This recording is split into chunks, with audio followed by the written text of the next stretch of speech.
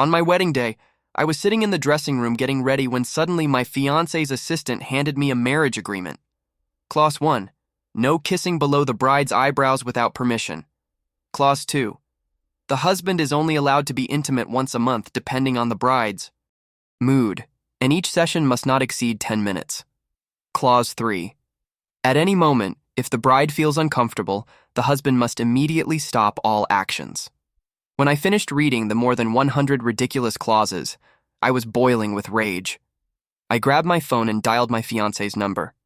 "Miss Vega," I said with a tense voice. "Care to explain Clause 98? What the hell does it mean that no matter who the father of the child is, the baby will take your surname? As shameful as it is, this grand wedding today was not born of love. It was an ancient agreement between our families, packed by our grandfathers. I hadn't even met the bride before. The only thing I knew was that she came from a powerful family in the capital.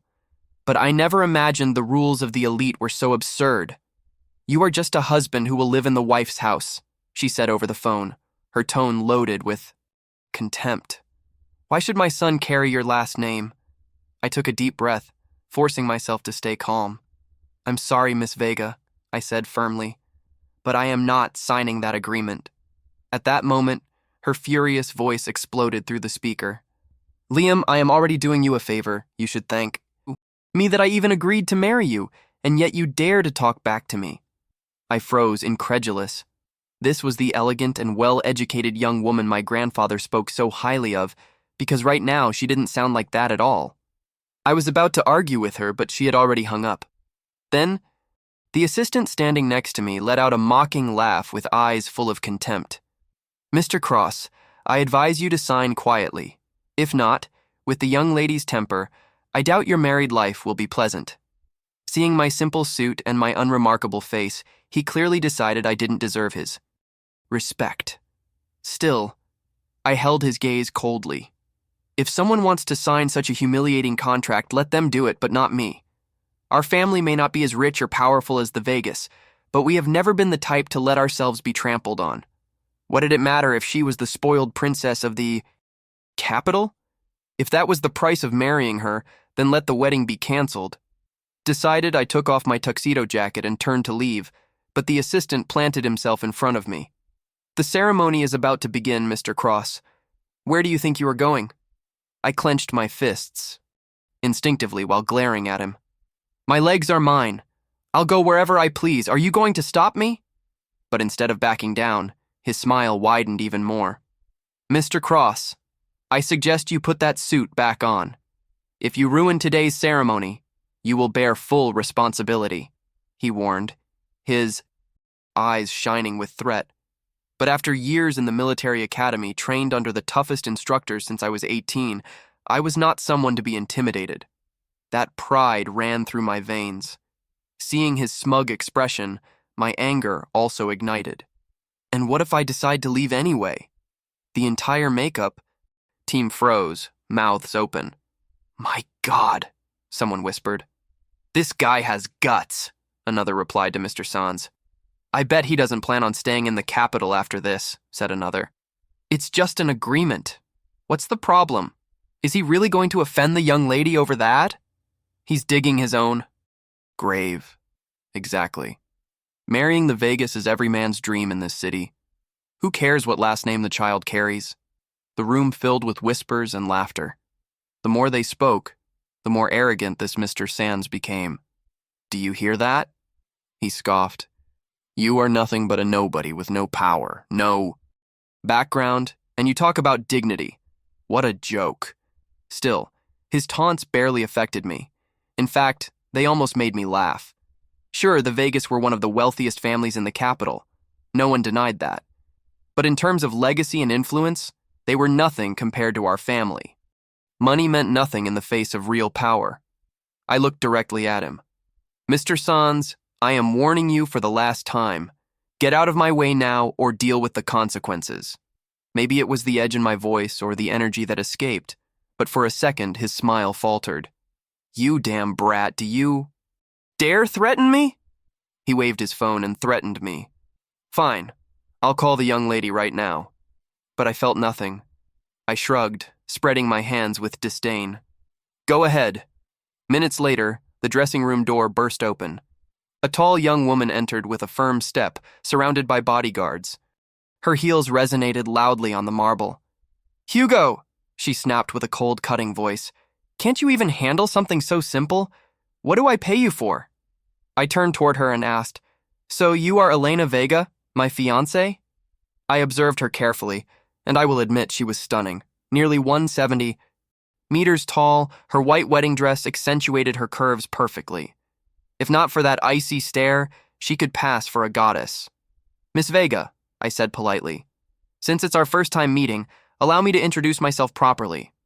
I am Liam Cross. I come from the army. No need, she interrupted. Me, waving her hand with disdain. I have no interest in knowing who you are. I had planned to tell her about my past, maybe give her a reason to drop her arrogance, but clearly, this woman was not one to listen. The way she looked at me said it all. To her, I was nothing more than another gold digger chasing her family's fortune. Miss Vega, I said calmly, I understand this marriage was arranged by our parents and that we had never seen each other before. But interrupting me before I can finish a sentence, don't you think that is a lack of respect? Her face darkened instantly. Lacking respect. She scoffed. Mr. Cross, do yourself a favor and look in the mirror. Do you really think you deserve my respect? Then she laughed with contempt and brushed her hair behind her shoulder. Let me make something clear. If it weren't for my father forcing me to marry you, I wouldn't even look at you. You are nothing but a useless kept man living off women. By then her voice had risen in tone, and she turned to everyone present to ensure they all heard her. And one more thing. Don't think that after the wedding you will be part of my family. Without my permission, you have no right to touch me even once. Her words cut the air like blades, but I looked at her without blinking, with a flat tone devoid of emotion. If you hate marrying me so much, I said quietly, why force yourself? After a brief pause, I added, why don't we cancel the wedding? It would be better for both of us. I meant it sincerely, without hostility, without ego, just a clean break. But she didn't see it that way. To her, my calmness was an insult. Her expression twisted with contempt as she spat. You arrogant nobody. Don't try to play hard to get. I see you clearly. Do you have any idea how many men in this city are dying to marry me? I couldn't help but laugh. Miss Vega, I don't care what other men think. I just believe that you and I are not compatible. And as for Mr. Vega, let him not worry. Oh my God, whispered someone in the crowd. He said he wants to cancel the wedding with the Vegas. It can't be. Miss Vega is the dream woman of every man in the capital, and he is rejecting her. If it were me, I'd be laughing in my sleep if I had the chance to marry her. The whispers grew louder, but I didn't care. In my world, marriage wasn't about social rank or family wealth. It was about compatibility. And clearly, this proud and egocentric princess in front of me was not someone I could get along with. I still remembered how her father, President Robert Vega of the Vega Group, had bowed and lowered himself before my grandfather not long ago. In less than half an hour, the man's white shirt was soaked in sweat, terrified of saying the wrong thing. He probably still had no idea that the powerful alliance he begged for was about to be ruined by his own daughter's fault. Liam, Elena's voice trembled with fury. I will ask you one last time. Are you really going to break this engagement? I raised my head, meeting her gaze directly with a firm and unwavering tone. Absolutely. The room fell into total silence. Clearly, she didn't expect me to reject the opportunity to join one of the most powerful families in the city. Her face turned red, a mix of anger and humiliation. Before she could say anything, her assistant stepped forward. Don't worry, miss. It's not worth getting upset over trash like him. You are better off without that useless kept man. Elena hesitated for a moment, biting her lip. But the invitations have already been sent. If I cancel the wedding now, how am I going to show my face after this? Mr. Sands shot me a sly look before turning to her and answering. Miss, remember Mr. Stellar from the Stellar Group. At the mention of that name, Elena's eyes lit up immediately. Hugo, do you mean him? He nodded enthusiastically, almost trembling with excitement. Yes, Stellar just closed a huge funding round on Wall Street, and Mr. Stellar, as the sole heir, is now worth tens of billions. This could be the perfect opportunity for the Vegas to enter the international market. Elena lowered her gaze, her cheeks flushed. But would he really marry me? Sands thumped his chest confidently. Of course. In fact, I just received news that he is already on his way. As I watched the scene unfold, everything finally clicked. So that ridiculous marriage agreement didn't come directly from Elena. It was his idea. The assistant's true goal wasn't to protect her dignity, but to secure a corporate marriage between the Vegas and the Stellar Group. Sadly, the poor woman didn't even realize she was being used as a chess piece. Enough, I said coldly. Miss Vega, our engagement is over. But don't you think bringing in another groom at the last minute is a bit much? Then I pointed directly at her assistant. I just want to know one thing. Whose idea was that marriage agreement? Observing Elena, perhaps she was spoiled and arrogant, but she wasn't twisted enough to come up with something like that. Clearly there was more to it. Elena's eyes shifted subtly toward the assistant beside her, and that small movement confirmed my suspicions. It's none of your business. Whose idea it was, she snapped. A real man keeps his word, and now you want to back out. I raised an eyebrow and let out a brief, icy laugh. I'm not backing out. I just think someone has been trying to create a conflict between us. Miss Vega. Then I turned to Mr. Sands as I continued. Don't you think all this seems staged? I hoped to appeal a bit to common sense, at least for her father's sake, but she wouldn't yield. Liam smiled. I'm warning you. Stop causing trouble. You were the one who swore you would cut ties with me. Now you're backing down. His words hurt. Honestly, I felt a spark of disappointment. The Vegas had dominated the market for years. How had they raised such a superficial daughter? Get out of here, barked Mr. Sands, approaching with contempt. You are not welcome. I smiled faintly. It's not enough. You already got what you wanted. Why keep pretending? The ceremony starts soon. Shouldn't your boss be arriving any moment? Just then, the dressing room door burst open, and a man my age entered with an arrogant stride as if he owned the place. Miss Vega, would you marry me? He asked loudly. Mr. Stellar, you finally arrived, said Sands, the heir of Stellar. From his attitude, clearly he was the one holding the reins, judging by that attitude. You're the one really pulling the strings, huh? Yao commented. He approached me with a predatory air and said, Kid, gotta admit, you're smart. But being too smart can work against you. Then he added with an oily voice. He carried himself with more arrogance than Sands himself. Still, I only gave him a cold look and looked away. You've been waiting for this day, haven't you? I said. He nodded with an expression of pity, as if they had taken something from me. Mr. Cross, I heard you refused to sign that marriage agreement. What a pity. He pulled out a cigarette and smiled. You just lost your only chance to join the high class.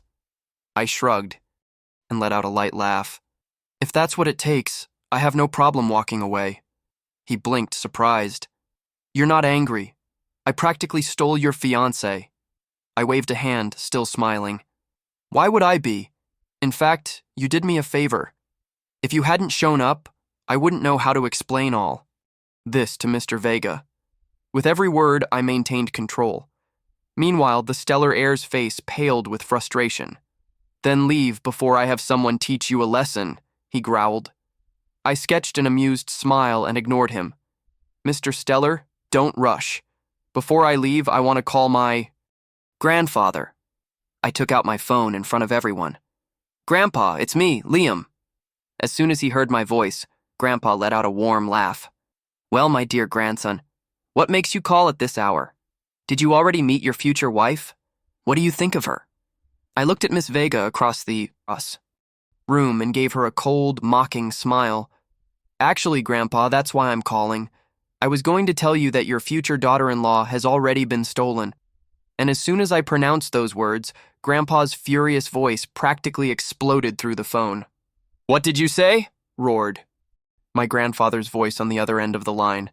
I gripped the mobile tightly, staring at Elena Vega, who remained standing, still in her immaculate white dress, but with the expression of a goddess fallen from the throne.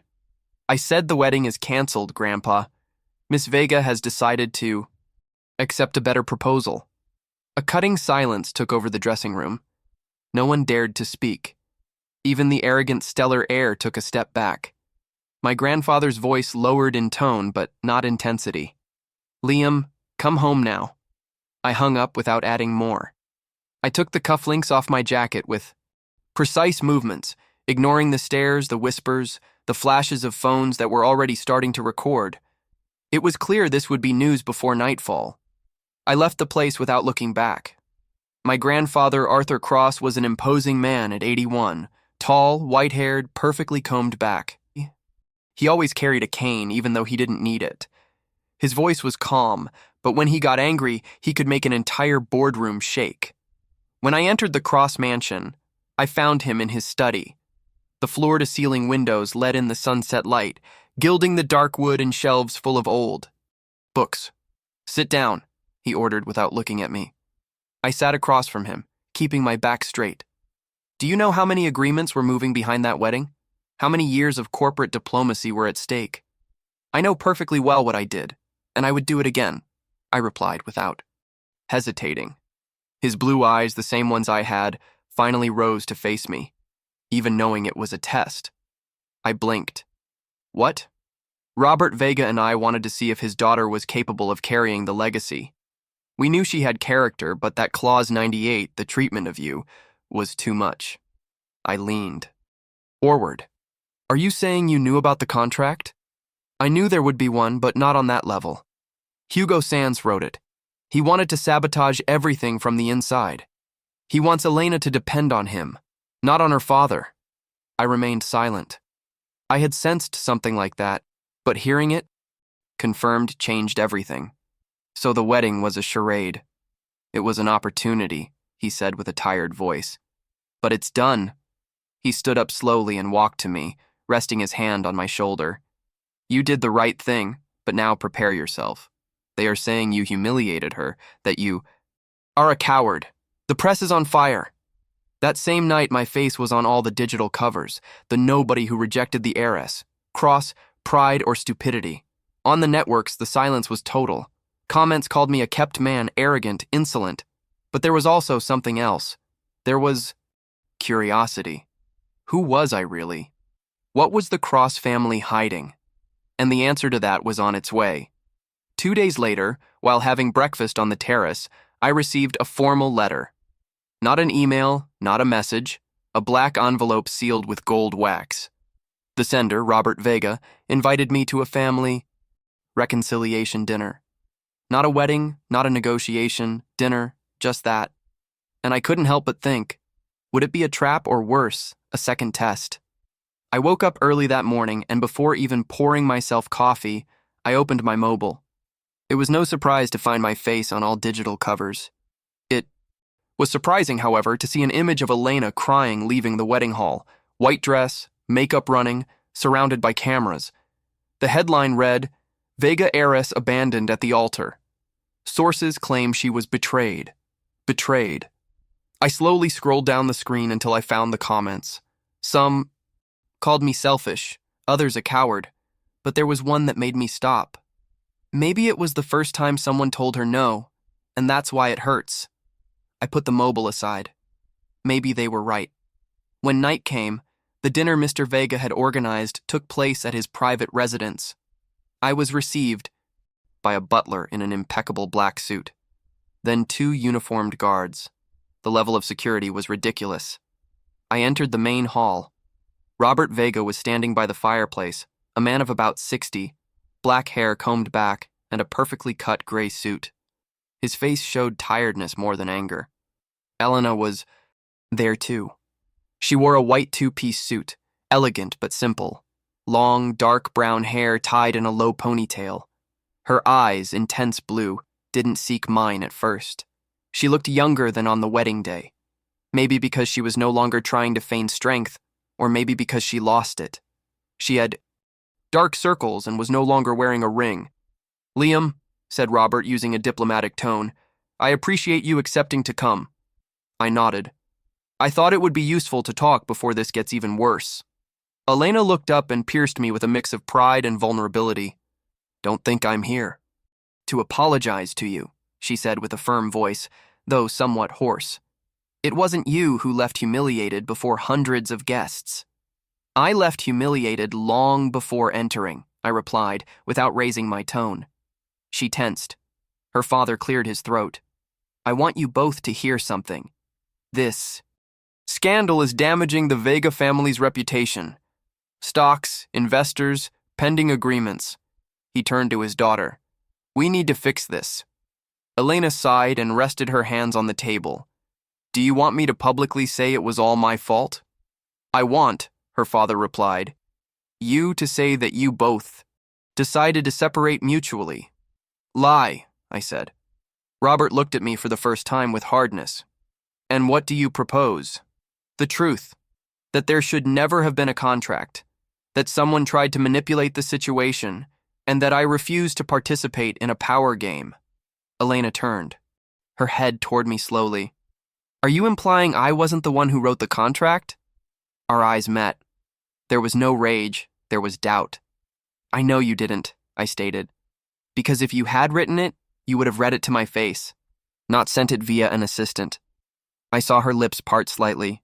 She didn't speak. Her father noticed it too. "That is true, Elena." She clenched her fists. Finally, in a low voice, she said, "Hugo wrote it. He convinced me it was necessary to protect me." Silence. Robert closed his eyes, exhaling slowly. "So, this whole mess started by trusting the wrong person." Elena lowered her gaze. I didn't see arrogance. I saw shame. "I didn't know," she admitted. "I thought it was what was expected of me." I decided not to answer. "Not yet." Her father observed us both. "Then, we must decide what to do. Tomorrow there will be a press conference." "I won't speak," she said. "I will," I replied. Both looked at me. "I won't attack your daughter, but I won't cover for your assistant either." Robert nodded slowly. Elena took a deep breath, and in that instant, although she wouldn't admit it, I saw something I had never seen in her eyes before. Fear. Not of losing. Power, but of losing herself. When I left, she followed me to the door. "Liam," she whispered. I stopped without turning. "What do you want?" "I didn't expect you to defend me." I turned slowly. "I didn't defend you," I said. "I defended your right to be wrong without others deciding for you." Her eyes shone for a second, but she didn't cry. That day she lost her crown and perhaps for the first time became a person. The press conference was broadcast live on 3 national channels and shared within minutes on every possible social network. I was there in the marble hall of the Imperial Hotel, standing behind a podium adorned with white flowers and a microphone that amplified even the slightest sigh. Beside me, a legal representative. Behind me, the banners of the Cross family. "My name is Liam Cross," I said, looking at the cameras without wavering. "The reason for this statement is not scandal or revenge. It is respect." I saw the reporters sit up in their chairs. In recent days, there has been speculation about the reasons that led me to cancel my marriage to Miss Elena Vega. What hasn't been said is that the contract handed to me did not come from her directly, but from her assistant, Mr. Hugo Sanz, with clauses designed not to protect but to provoke. I paused. I had learned that silence also communicates power. I refused to sign it because I do not believe in unions based on humiliation, and because I respect Miss Vega too much to see her reduced to a corporate tool. The flashes began, murmurs, living rumors being born in real time. "I will not speak further on the matter, but if anyone wishes to continue feeding lies, we will see you in court." And with that, I left the podium. The reaction was immediate. Online comments were divided. Some called me brave, others calculating. But in the following hours, something else began to move. Attention turned toward Hugo Sanz. That night, Robert Vega called me personally. His voice sounded grave. I want to invite you to dinner without cameras, just us. And Elena? Why now? Because I have made mistakes, he said, and one of them was underestimating my daughter. I accepted. The dinner was at the Vega country house outside the city. Upon arrival, I was greeted by a more modest, almost warm environment. Light wood, soft lights, no butlers. Just us. Robert waited for us in the living room. Elena was already there, standing by the window in a dark blue dress that highlighted the pale tone of her skin. She had gathered her hair in a simple braid falling over her shoulder. For a moment, she looked like someone else. "Thank you for coming," he said. We sat at the table. Onion soup, homemade. Bread, red wine. Something in that simplicity disarmed any formality. Robert started talking about his youth, how he met grandfather Arthur, how their families, though rivals, shared more than differences. Elena barely spoke, only listened. "I always wanted my daughter to lead," said Robert, fixing his gaze on me. "But I pressured her so much I forgot to teach her to trust." Elena squeezed the spoon between her fingers. "I was raised to win," she murmured. "Not to show weakness. Hugo only did what I didn't dare to. Protect me with cruelty." I looked at her. "You don't need armor if you learn to raise your voice for yourself." She looked up. There was no challenge, only recognition. Robert poured himself more wine, as if he had just lifted a weight off himself. "I won't ask you to resume anything, but I want you to at least get to know each other as people. What happens next will be in your hands." Elena sighed, then she sketched an ironic smile. "Maybe we could start with a conversation where you don't call me miss. Then, what should I call you?" "Elena." "Okay." I nodded. She got up first from the table. "I'm going to walk a bit. Do you mind accompanying me?" The question surprised me. No, not at all. We went out together under a clear sky. We walked along the garden path with the crunch of dry leaves under our feet. "I never apologized to you," she said suddenly. I looked at her sideways. Her eyes were fixed on the stars. "I don't need it. What you did was enough." She stopped. "And what was that?" "Sitting at the table." She smiled barely. "And you?" "I was always this stoic, only when I'm at war. And this is a war." It was, not anymore. The night went on, but for the first time since that ridiculous contract, I felt something had unlocked between us. Not friendship, not total trust, but something, respect, and hopefully a beginning. 2 days after the dinner, I received an unexpected message.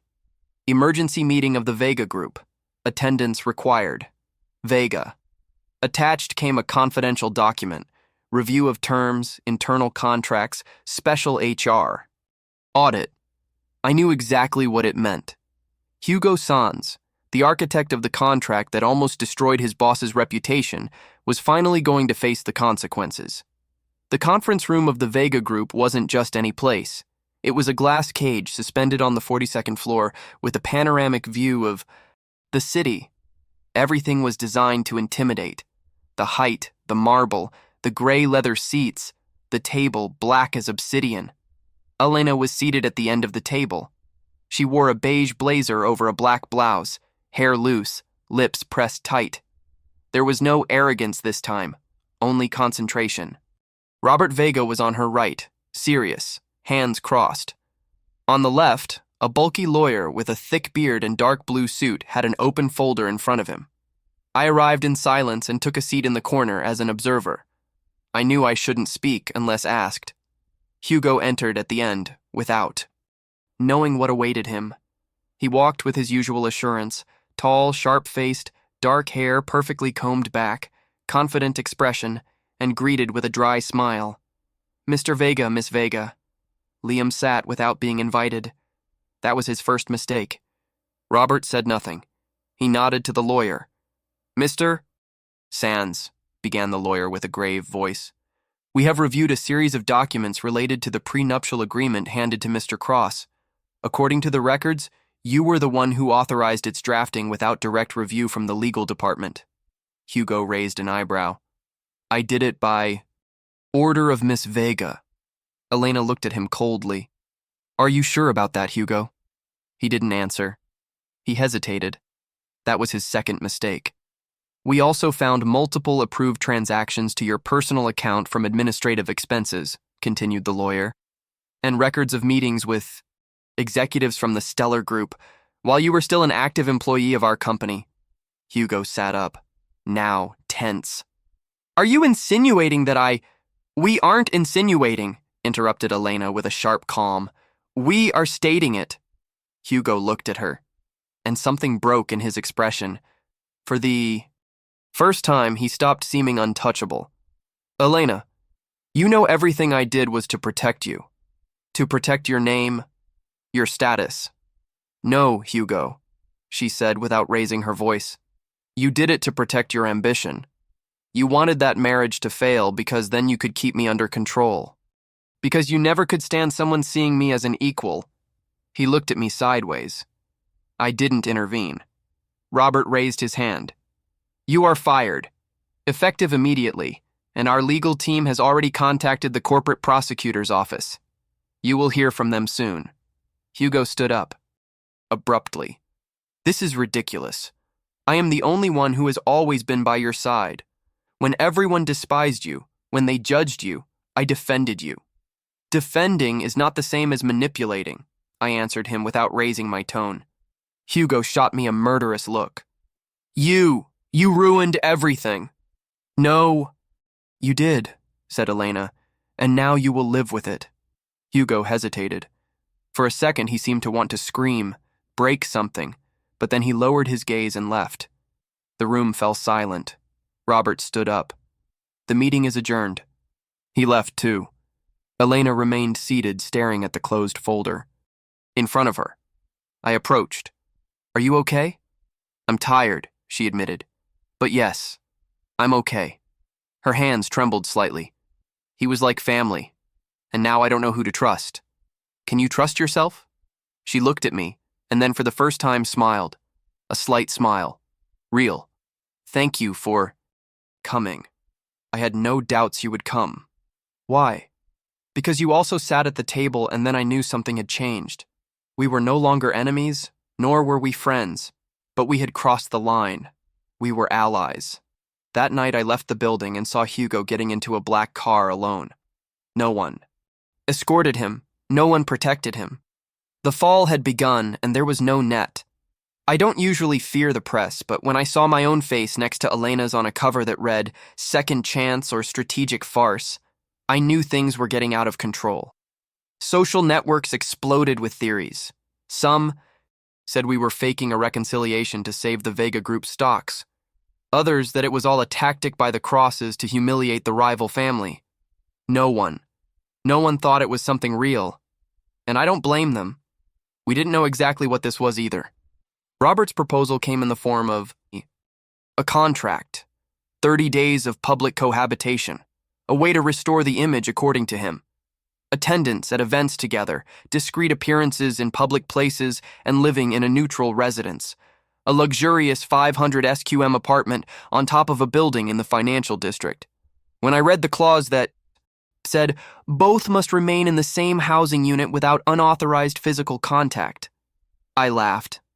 Elena, no, it's not funny, she said, sitting across from me in her father's office, wearing a white silk blouse and tailored beige trousers. Her dark brown hair was in a perfectly symmetrical bun. Her expression impeccable as always. And are you going to sign it? I asked. I already signed. I leaned back in the armchair. And what do you expect to happen living with me? Nothing, she said, crossing her arms. Just surviving 30 days without getting killed in the headlines. We moved in on a Thursday afternoon. The apartment was a capsule of glass and marble. Modern furniture, Italian kitchen, panoramic view of the entire city, a cold, calculated, expensive space, as if designed by someone who never planned to stay long. We naturally separated to two ends of the place. She chose the room at the back, I the one at the entrance. The first days were tense. We didn't talk much, barely exchanged words in the kitchen or when coinciding in the private elevator, but at least we didn't argue. One night I returned from training in the building's gym. I had headphones on, but upon Entering the living room, something caught my attention. Elena was in the center of the living room in front of an easel. She wore a baggy t-shirt and sweatpants. Her hair was loose, falling over her shoulders. She had paint on her hands, on her forehead, even on her cheek, and she was painting. The painting showed an urban landscape at sunset. Towers deformed by perspective, golden light, almost sad. She didn't see me. Only when I took a deep breath did she turn her head, startled. "How long have you been there?" "Long enough." She tried to wipe her hands with a towel. "This isn't part of the contract." I said nothing. "You shouldn't have looked either. It's my living room, too." We stood in silence. Then, without knowing why, I said, "It's beautiful." She frowned. "What is?" "The painting. The pain is real." Her shoulders dropped as if she had taken off invisible armor. "Sometimes I don't know who I am when no one is watching. Then you should spend more time with yourself." She laughed softly. "Maybe you aren't as arrogant as I thought. And you aren't as inflexible. Don't get excited," she added. "It was just a temporary observation." I nodded. Terms and conditions. Accepted. In the following weeks, something changed. Small gestures, a cup of coffee on the table, a good night without sarcasm, a comfortable silence while she painted and I read. One early morning, I heard a noise. I got up quietly and walked down the hallway. I saw her sitting on the balcony floor, hugging her knees with her head resting on them. I didn't approach, didn't say anything, just left a folded blanket next to her. When I returned to my room, I heard her voice in the distance. "Thank you." By day 27, the press was already talking about emotional recovery, exemplary strategic union, the couple of the new era. But we knew it was much more complicated. And when the letter from the Stellar Group arrived inviting us to an exclusive charity gala event, I knew the game was about to change. Elena read it aloud. "We hope to count on the presence of Miss Vega and her fiancé, Mr. Ha. Cross." She looked up at me. "Are you coming? Are you going to ask permission first?" She smiled sideways. "Not this time." The charity gala was organized at the City Museum of Modern Art, a glass building suspended between vertical gardens and illuminated fountains. Just entering made you feel watched, judged, classified. We arrived together. Elena wore a long black dress, simple but striking, off the shoulder, fabric falling like water.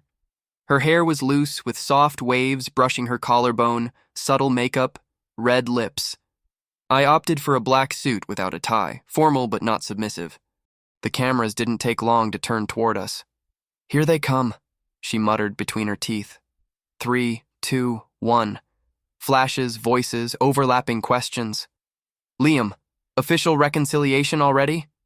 "Miss Vega, will there be a wedding this year?" We didn't answer. No need. Our entrance together was the answer. Enough. Inside the hall, music floated in the air, soft and elegant. Champagne circulated on silver trays, businessmen, artists, politicians, everyone represented something. It was the kind of place where everyone smiled with their teeth, but not their eyes.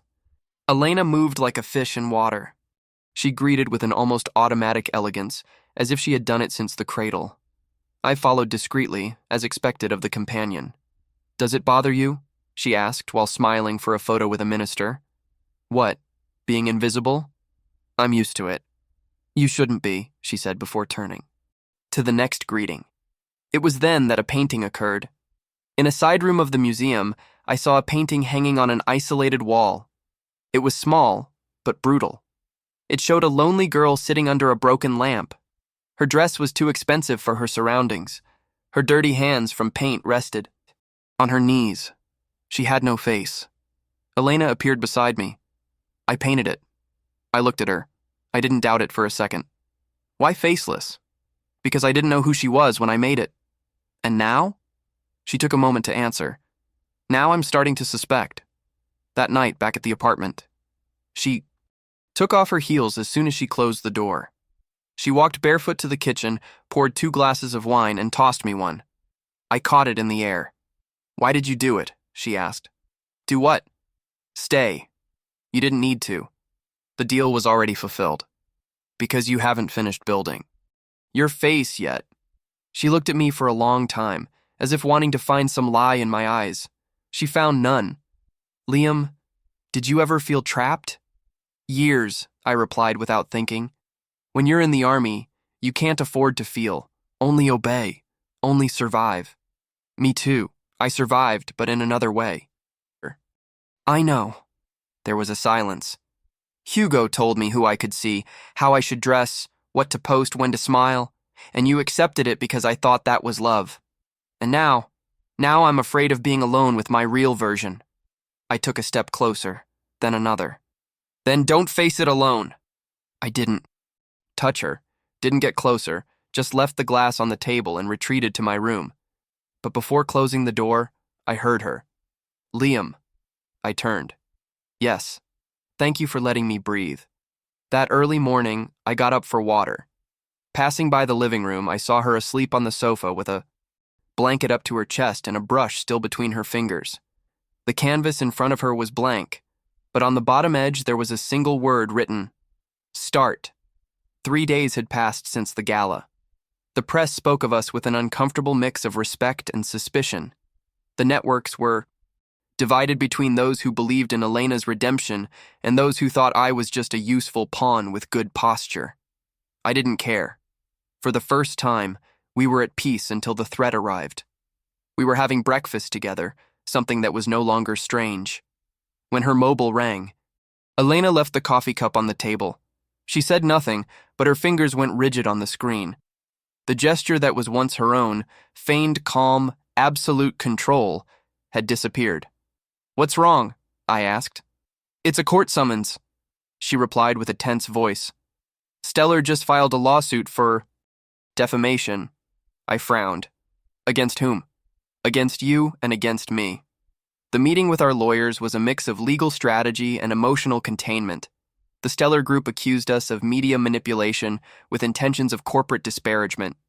Their argument was that my public statement about Hugo Sands had affected their stock value.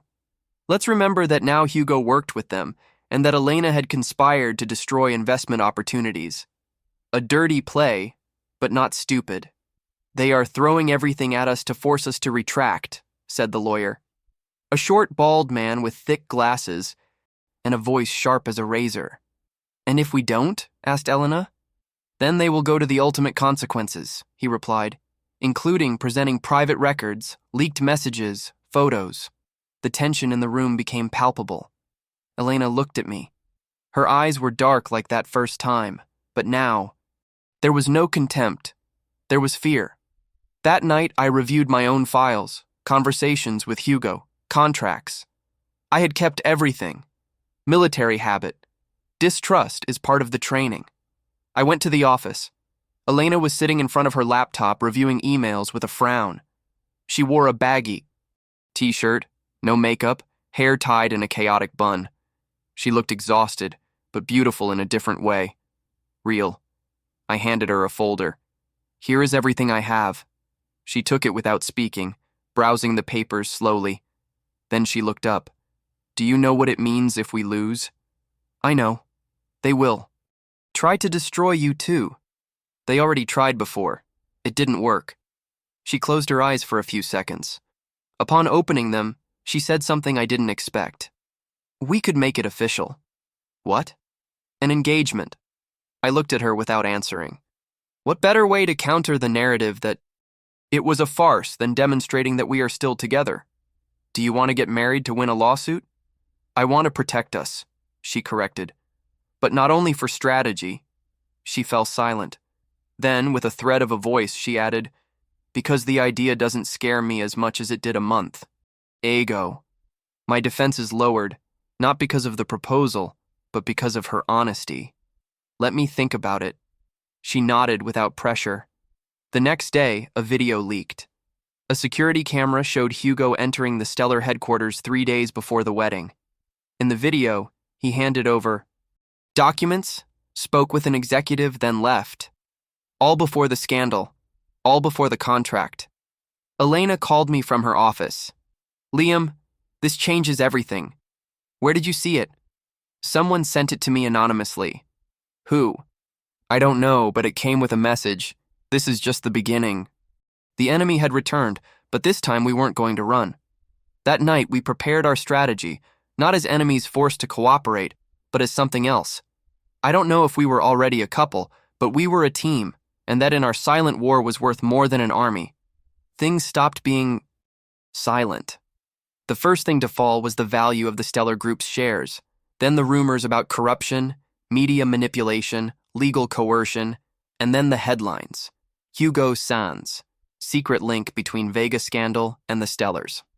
Elena Vega presents historic countersuit for defamation and data. Leakage. Liam Cross, the military man who brought two empires to their knees, but the media only showed the surface. The true, the visceral, occurred behind closed doors.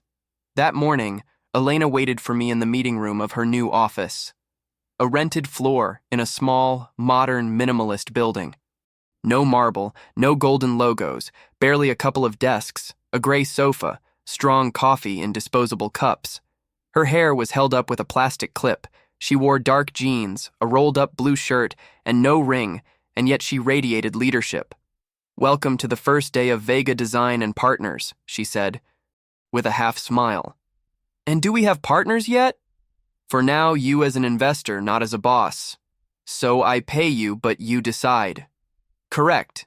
It's a bad deal, and yet, here you are." She was right. The first move was to break with the past. Elena convened a press conference where she declared her resignation from any position in the Vega Group. Her father found out on TV. The image was brutal.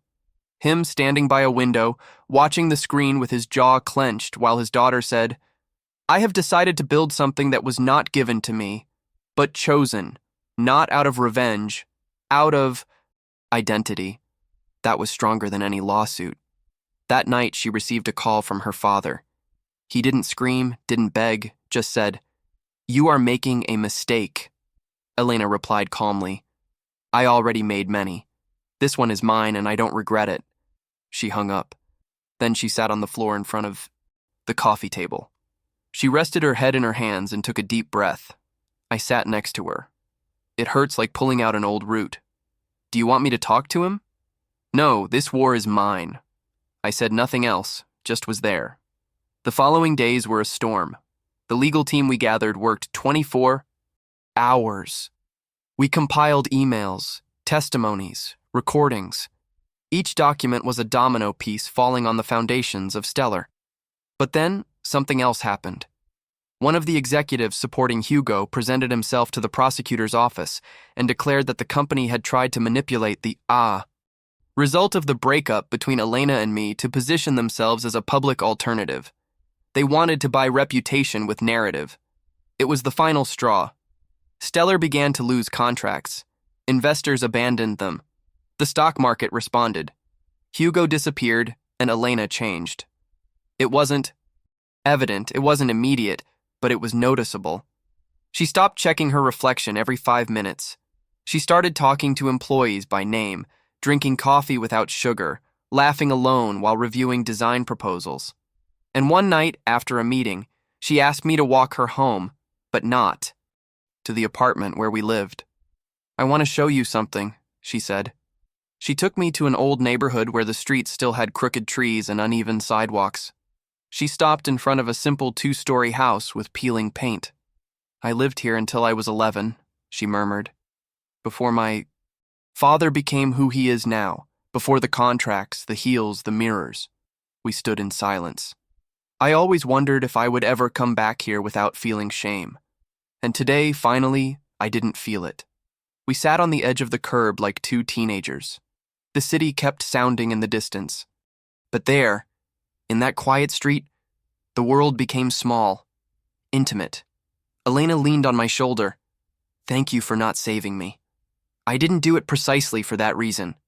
And in that instant, without contracts, without audiences, without flashes, I knew she was no longer the same woman I met in the dressing room, and I wasn't the same man who rejected her. Now we were something different, something real. The invitation arrived in a white envelope, no logo, no sender. It only said, "Charity Gala Night," confirmed attendance of opinion leaders and international media. Elena held it between her fingers as they are testing us. Who? Everyone. My father, the press, the market. This event is their way of seeing if we survive without them, and we are going, not to shun. The event was in the Crystal Hall of the Hotel, a majestic structure surrounded by internal gardens and dancing fountains. The organizers knew that after weeks of legal tension and scandals, the image of Elena and Liam was the main attraction. We were the show. She arrived first, and when she entered, the world stopped. She wore a design of her own, a long silver silk dress, without adornments, just soft and elegant lines, asymmetrical neckline, open back, fabric that seemed to move like water when walking, hair tied in a loose braid falling over her left shoulder. Minimal earrings, natural skin. Every step she took was a silent declaration. I am no longer who they expected. I am who I chose to be. I arrived minutes later. Black suit, open shirt without a tie, clean, sober, confident. My role was clear, to be by her side, not in front, not behind, by her side. When we saw each other, there were no words. We just approached as if everything else disappeared. And the music began. We hadn't planned to dance, but when the first note of the piano played, she turned to me. May I have this dance? Tonight I don't know how to dance. I don't need perfection, only presence. I offered her my hand. She took it. The floor opened up. Everyone watched us, some with envy, others with admiration. But in that instant, I wasn't thinking about the flashes, nor the contracts, nor the Vega name, only her. My hands on her waist, hers on my shoulders, the slow rhythm, the soft steps, her warm body, firm, real. You're enjoying it, I murmured. I'm not faking it. If that's what you're asking. I didn't ask that. She smiled. I know. The music continued, but we floated elsewhere. Years of differences, clashes, prejudices melted into something unexpected. People didn't see two partners, nor two survivors of a scandal. They saw a couple. After the dance, we went out to one of the balconies. The city shone below like a map of stars. The air was fresh, scented by the gardens. She rested her elbows on the railing. Do you know what I thought while we were dancing? What? That I'm no longer afraid of what comes next. For the first time, I don't be perfect. I looked at her. You don't have to be alone either. She turned to me and her expression changed. It wasn't a smile, it was something deeper, more determined. Liam, if I asked you right now, without deals, without contracts, without cameras, I moved closer. Yes, I said before she finished the sentence. You don't even know what I was going to say. I do know. And she said nothing else, just moved closer. And we kissed. Without conditions, without guilt, without an audience, just her and me. The first time there was no war, only peace. That night, upon arriving at the apartment, she found a box on the table. We opened it together. Inside was a single object, an engagement ring, simple, elegant, real. And a note for the woman who learned to choose and chose to be free. She held it delicately. She looked at me. This is a proposal. No, it's a reminder. Of what? That now you can decide when it will be and if it will be. She smiled, and for the first time didn't look like an heiress, nor a businesswoman, nor a chess piece, just a woman. And that night we danced in 1900, the empty living room of the apartment. Just us, without music, but in complete rhythm. The city continued its course, but we no longer belonged to that rhythm. The lawsuits were withdrawn. The Stellar Group fell on the stock market and fired Hugo Sands in silence, without even mentioning him publicly. Robert Vega kept his distance, didn't call her again, didn't congratulate her, didn't criticize her, just disappeared from the scene, and Elena didn't seek him out. She had understood that not every wound had to be closed with reconciliation. Some just had to stop bleeding. 1 month after the gala, the company we founded together had already signed its first contract with an international studio. Vega Design and Partners became a reference for emotional architecture, based on recovering old spaces and transforming them into places full of identity. An idea of hers, a project of the two. Sometimes Elena worked from the office, other times from the workshop, and others, and from bed with the laptop on her legs and a cup of coffee held with the other hand while insulting me for snoring. I, from the other side of the room, replied that it was the price for living with an ex-military man. She smiled. I did too. We didn't get married the next day nor the next month, but one morning while walking through an artisan market, she stopped in front of a small ring stall. She took one of aged silver, turned it between her fingers and said, "This one, what's special about it? It is imperfect like us and doesn't shine too much like us too." She paid for it and put it on my finger. That was a proposal. It wasn't a choice. That afternoon, in a ceremony without guests, without cameras, without applause, we signed a document, not a contract, a simple, legal, definitive act. Liam Cross and Elena Vega, without clauses, without conditions, without guarantees of eternity, but with a real promise to be present. Months later, we opened a foundation to advise young couples trapped in abusive contracts, forced alliances, or family disputes. We weren't saviors, we were guides. And every time someone asked if everything that happened to us was worth it, she looked at me with that discreet, lopsided smile she reserved only for me and replied, "It was worth everything." One morning, while she was painting on the terrace of the apartment, she called me.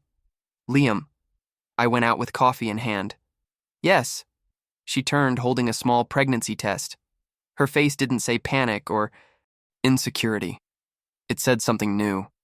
Peace. "It looks like we're going to need another room," she said. I took her hand. "And what will we name it?" She smiled. "We'll decide that together like everything, like always, like we chose to do.